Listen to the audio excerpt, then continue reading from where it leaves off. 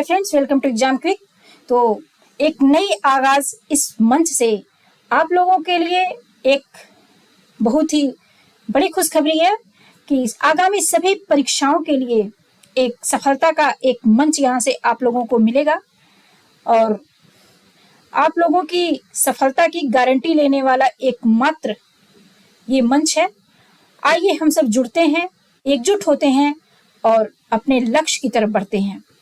तो हम लोग स्टार्ट करते हैं फ्रेंड्स। क्वेश्चन किए थे संविधान सभा और इसके निर्माण की प्रक्रिया से संबंधित सारे प्रश्न हम लोग हल कर चुके थे। तो अब यहाँ हम लोग पढ़ते हैं, ये टॉपिक नेक्स्ट है कि संविधान सभा की प्रमुख समितियां। संविधान सभा की प्रमुख समितियां, तो सबसे पहले तो हम लोग ये जानेंगे यहाँ पे कि समितियां आखिर होती क्या हैं। तो समिति की सबसे बड़ी विशेषता है कि इनमें दो या दो से अधिक लोग होना आवश्यक है। इसमें दो या दो से अधिक लोगों का होना बहुत ही आवश्यक है। दूसरा पॉइंट है कि ये उद्देश्य परक होती हैं, अर्थात ये किसी न किसी उद्देश्य के लिए बनाई जाती हैं। ठीक है फ्रेंड्स, तो हम लोग देखते हैं यहाँ पे आगे, इसमें जो नोट है यहाँ पे नोट्स देखते हैं कि संविधान सभा द्वारा अपने विभिन्न कार्यों को संपादित करने के लिए अनेक समितियों का गठन किया गया था। कहने का तात्पर्य ये है फ्रेंड्स कि हमारी संविधान सभा का गठन तो हो गया, उसकी प्रक्रिया हो गई, सारी बन गई। अब हम लोग इतनी सारी क्रियाएं होने लगी, उसमें कार्य संचालन होने लगे कि उन कार्यों को संपादित करने के लिए किसी संगठन की आवश्यकता महसूस होने लगी। तो वही संविधान सभा के सदस्य जो थे वो लोग सोचे कि क्यों ना हम लोग एक समिति बनाई जाए, एक समिति हम बनाए और वो समितियां जो हैं इन कार्यों को भली भांति सुचारू रूप से संपादित करेंगी उन कार्यों को। तो इसलिए इन बातों को ध्यान में रखते हुए हमारी संविधान सभा ने कुछ समितियों का गठन किया और उन समितियों के प्रत्येक समितियों के अलग अलग अध्यक्ष बनाए गए। तो कुछ समितियां हैं यहाँ पे हम लोग देखेंगे, नीचे वर्णित हैं और उन सभी समितियों के अलग अलग अध्यक्ष हैं। तो दोस्तों यहाँ पे मैं बता देना चाहती हूँ कि ये परीक्षा के लिए नितांत आवश्यक टॉपिक है, क्योंकि ये समितियां कौन सी हैं और उसके अध्यक्ष कौन है, तो इससे क्वेश्चन एक पूछ ही लेता है। तो आगामी समस्त परीक्षाओं के लिए महत्वपूर्ण होने वाला सेशन है फ्रेंड्स। तो आइए हम लोग देखते हैं, शुरू करते हैं। तो ये समिति है और यहाँ पे अध्यक्ष है। तो समितियां हम लोग देखते हैं कि ये संघीय संविधान समिति है। संघीय संविधान समिति के अध्यक्ष कौन थे, तो यहाँ पे देखिए संघीय संविधान समिति के अध्यक्ष हमारे पंडित जवाहरलाल नेहरू। तो जैसा कि हम सभी लोग जानते हैं कि पंडित जवाहरलाल नेहरू हमारे प्रथम प्रधानमंत्री थे और ये संघ से रिलेटेड थे इनका कार्यभार, तो ये संघीय हो जाएगा। ये सिर्फ दोस्तों याद रखने के लिए आप लोगों को एक क्लू दे रही हूँ। नेक्स्ट देखते हैं, अगली समिति है कि प्रक्रिया विषयक नियमों संबंधी समिति, अर्थात प्रक्रिया विषयक नियम, जो प्रक्रियाएं हो रही हैं, प्रक्रिया विषयक जो नियम है उनसे संबंधित कुछ समितियां बनाई गई, कुछ समिति बनी। उस समिति के अध्यक्ष थे ये डॉक्टर राजेंद्र प्रसाद और दूसरा है संचालन समिति, तो इसके भी अध्यक्ष डॉक्टर राजेंद्र प्रसाद ही थे। तो देखिए ये ऐसे याद रखने के लिए सिर्फ याद रखिए कि नियमों का संचालन कौन करेगा, ये किस निर्णय लिया गया कि कौन करेगा, ये किसको बनाया जाएगा। तो ये निर्णय लिया गया कि डॉक्टर राजेंद्र प्रसाद जी नियमों का संचालन करेंगे। तो मुझे उम्मीद है कि आप लोगों को ये दोनों याद हो गया होगा। अब तीसरा देखते हैं, नेक्स्ट देखते हैं, मौलिक अधिकारों, अल्पसंख्यकों एवं जनजाति और अपवर्जित क्षेत्रों संबंधी सलाहकार समिति। अब यहाँ पे देखिए, ये इसको आप लोग ध्यान से देखिएगा जरा, कि क्योंकि ये समितियां हैं, आगे आप लोगों को इन्हीं जो दिए गए हैं इन्हीं टॉपिक के, जैसे मौलिक अधिकार है तो ये समितियां मौलिक अधिकार की समिति, और आगे रहेगा मौलिक अधिकारों की उप समिति, उसके अध्यक्ष कोई और हैं। तो बस यहाँ पे आप लोग थोड़ा माइन्यूट डिफरेंस है, उसको आप लोग ध्यान रखिएगा। तो देखते हैं हम लोग कि मौलिक अधिकार और अल्पसंख्यक, जनजाति और अपवर्जित क्षेत्रों संबंधी जो सलाहकार देंगे, जो सलाहकार समिति होगी, मतलब सलाह देने के लिए जो इन टॉपिक पे, इन मुद्दों पे सलाह देने के लिए जो समिति बनेगी, उसके अध्यक्ष कौन होंगे? तो उसके अध्यक्ष होंगे सरदार वल्लभ भाई पटेल जी। तो सरदार वल्लभ भाई पटेल जी उसके अध्यक्ष बनाए गए। अब देखिए, आप लोगों को जैसा मैं बताई थी कि थोड़ा सा बस माइन्यूट डिफरेंस है यहाँ पे। तो यहीं पे देखिए, ये पहला दे दिया है मूल अधिकार उप समिति। यहाँ पे क्या था? मौलिक अधिकार या मूल अधिकार एक ही होता है।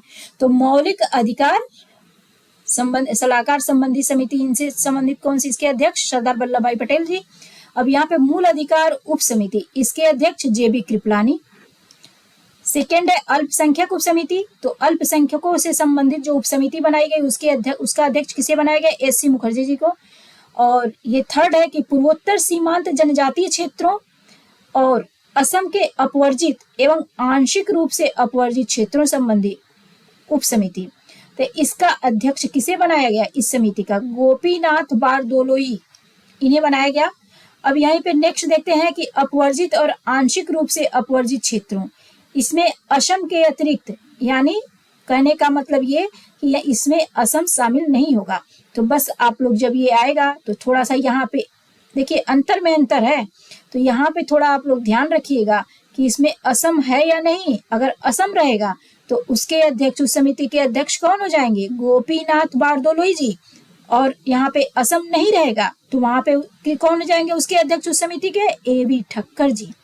तो उम्मीद है कि आप लोगों को समझ में आ गया होगा। ये बहुत ही एक बारीक अंतर है। नेक्स्ट देखते हैं संघीय शक्तियों संबंधी समिति। तो संघीय शक्तियों संबंधी समिति जो है, इसके अध्यक्ष भी पंडित जवाहरलाल नेहरू जी को ही बनाया गया। इसके अध्यक्ष भी पंडित जवाहरलाल नेहरू थे। तो संघ से रिलेटेड जो भी समितियां हैं, जो संघ से रिलेटेड 2 समितियां हैं, उन दोनों के अध्यक्ष हमारे पंडित जवाहरलाल नेहरू जी हैं। अब देखिए प्रांतीय संविधान समिति। तो प्रांतीय संविधान समिति जो है, इसके अध्यक्ष बनाए गए सरदार वल्लभ भाई पटेल जी। नेक्स्ट देखते हैं कार्य संचालन। अब कार्य संचालन संबंधी जो समिति है, कार्य संचालन संबंधी समिति, उसका अध्यक्ष किसे बनाया गया? तो के.एम. मुंशी को बनाया गया। ये कार्य संचालन समिति जो थी, इसके अध्यक्ष के.एम. मुंशी को बनाया गया। अब देखिए, आप लोगों को यहाँ पे देखने को मिलेगा, मुझे उम्मीद है कि आप लोगों को समझ में आ गया होगा। Sorry friends. तो ये कार्य संचालन संबंधी समिति जो है, ऑर्डर ऑफ बिजनेस, ये है के.एम. मुंशी, इसके अध्यक्ष। अब सदन समिति यानी हाउस कमेटी के अध्यक्ष बी. पट्टाभी सीतारमैया, और ये यानी आप लोग जैसे कह सकते हैं पट्टाभी सीतारमैया, ये सदन समिति के अध्यक्ष बनाए गए। राष्ट्रीय ध्वज संबंधी तदर्थ समिति, देखिए सिर्फ तदर्थ समिति नहीं है, ये राष्ट्रीय ध्वज संबंधी तदर्थ समिति है। इसका अध्यक्ष किसे बनाया गया? डॉक्टर राजेंद्र प्रसाद जी को। संविधान सभा के कार्यकरण संबंधी समिति, यानी संविधान सभा जो थी उसके कार्यकरण संबंधी समिति के अध्यक्ष बनाया गया जी.वी. मावलंकर। ये लोकसभा के प्रथम अध्यक्ष ये जी.वी. मावलंकर जी थे। अब देखिए राज्यों संबंधी समिति, संघ और राज्य दोनों समितियों के जो अध्यक्ष बनाए गए, वो बनाए गए हमारे पंडित जवाहरलाल नेहरू जी को। अब देखिए वित्त एवं स्टाफ समिति, तो ये डॉक्टर राजेंद्र प्रसाद। देखिए जो नियम, उसका संचालन और राष्ट्रीय ध्वज जिसके पास उसकी समितियां रहेंगी, वो वित्त और स्टाफ का भी तो रखेगा, देख रेख उस पर भी तो नजर रखेगा। तो ये डॉक्टर राजेंद्र प्रसाद इन सभी समितियों के अध्यक्ष थे। अब देखिए प्रत्यय पत्र संबंधी समिति, क्रेडेंशियल कमेटी, इसके सदस्य थे, इसके अध्यक्ष आह्लादी कृष्ण स्वामी अय्यर। तो प्रत्यय पत्र संबंधी समिति का अध्यक्ष बनाया गया आह्लादी कृष्ण स्वामी अय्यर जी को। अब हम लोग देखते हैं। अब देखिए मुझे उम्मीद है कि आप लोगों को इसमें से काफी समितियों के अध्यक्ष कंठस्थ हो चुके होंगे, जहां तक मुझे लग रहा है।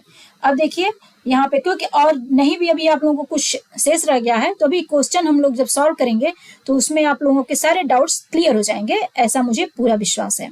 तो चलिए यहाँ पे देखते हैं हम लोग। ये प्रारूप समिति में अध्यक्ष जो है भीमराव अंबेडकर समेत कुल 7 सदस्य थे। कहने का मतलब ये कि प्रारूप समिति में कितने सदस्य थे? तो प्रारूप समिति में कुल 7 सदस्य थे, उसमें भीमराव अंबेडकर को लेकर, समझ रहे हैं दोस्त। तो यहाँ पे देखिए अब देखिए इन सदस्यों का नाम बहुत ही महत्वपूर्ण है और मेन दो नाम बहुत ही महत्वपूर्ण है जिनका मैं आप लोगों को बता देती हूँ कि ये जो लास्ट नाम है ये बीएल मित्र और डीपी खेतान, क्योंकि इन दोनों लोगों के स्थान पे कोई और आ गया इसलिए ये बहुत महत्वपूर्ण है। तो अब देखिए जिनमें एन गोपाला स्वामी अयंगर, अल्लादी कृष्णा स्वामी अय्यर, के एम मुंशी, मोहम्मद सादुल्ला, बीएल मित्र और डीपी खेतान शामिल थे। तो ये नाम देखिए अयंगर, कृष्णा स्वामी अय्यर, के एम मुंशी, मोहम्मद सादुल्ला, बीएल मित्र और डीपी खेतान, ये और एक भीमराव अम्बेडकर जी थे। तो ये नाम आप लोगों को याद होना ही चाहिए, ऐसा नहीं है कि आप लोगों को ये नाम नहीं याद होना चाहिए, मस्ट है, याद होना चाहिए। तो अब हम लोग नेक्स्ट देखते हैं, इसमें कुछ और शेष है उसको हम लोग देखते हैं। देखिए यहाँ पे है वही नाम जो मैं बताई हूँ कि बीएल मित्र और डीपी खेतान, इनकी जगह पे कौन आ गया, तो वो भी आप लोगों को याद रखना बहुत जरूरी है। ऐसा नहीं है कि बस यही उतने याद कर लिए काम चल जाएगा, वो भी याद रहना आप लोगों को बहुत ही जरूरी है। अब देखिए बाद में इनमें क्या है, बीएल मित्र के स्थान पर एन माधवराव। देखिए आप एक ट्रिक बता रही हूँ, तो जो माधव थे, माधव अर्थात कृष्ण भगवान, वो क्या करते थे, सभी से मित्रता बड़ी जल्दी कर लेते थे। तो बस यहीं से आप लोगों को भूलना नहीं चाहिए। अब बीएल मित्र और बीएल मित्र, इनके स्थान पे कौन आया, मित्र कौन बनाता था, माधव। तो बीएल मित्र के स्थान पे एन माधवराव आए और डीपी खेतान की वर्ष 1948 में मृत्यु हो गई। इनके स्थान पे कौन आया, डीपी खेतान की जगह पे टीटी कृष्णामाचारी। देखिए डीपी खेतान, इनकी जगह पे कृष्णामाचारी। इसका भी मैं आप लोगों को एक समाधान बता रही हूँ याद रखने का।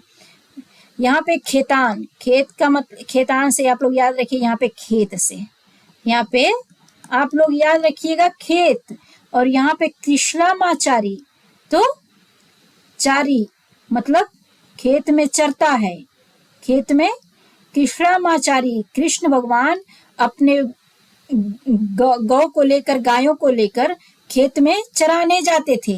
तो खेतान, कृष्णामाचारी, बस यहीं से आप लोगों को अब दिमाग में बैठ जाना चाहिए और कभी नहीं भूलना चाहिए, जीवन में पास हो जाने के बाद भी नहीं भूलना चाहिए, ठीक है।